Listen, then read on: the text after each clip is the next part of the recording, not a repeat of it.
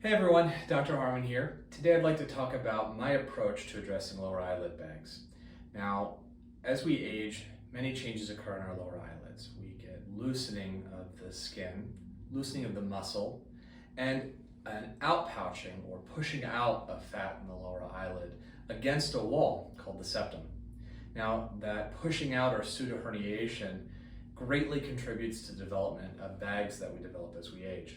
And as those bags develop and as our cheeks drop, the tear troughs or the ligament that separates the lower eyelid fat from the cheek fat starts to become more prominent, becomes deeper.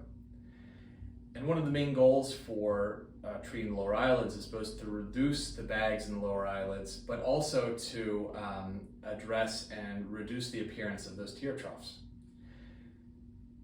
One way to approach the lower eyelids is to remove the fat or a portion of the fat from the lower eyelids and three compartments where that fat is located. The problem with that is it can often leave patients hollowed out, which is not a youthful appearance, and it can get worse as they get older. Another option is to remove some of that fat and then place new fat to fill in the tear trough from other parts of the body. So it can be isolated from the stomach or from the thighs or the outer part of the legs.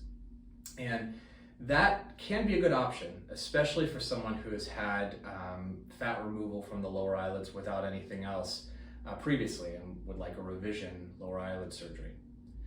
But the problem with that fat is that it can be absorbed unpredictably, and if done poorly can cause some lumpiness.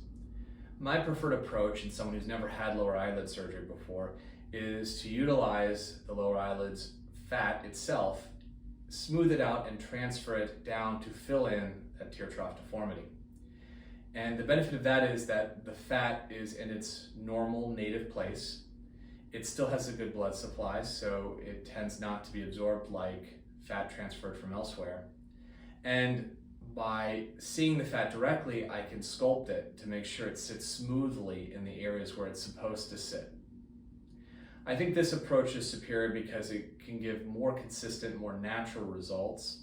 But like I said, if you've had a previous lower eyelid surgery where the fat was just removed, transferring fat from somewhere else could be the option that you have.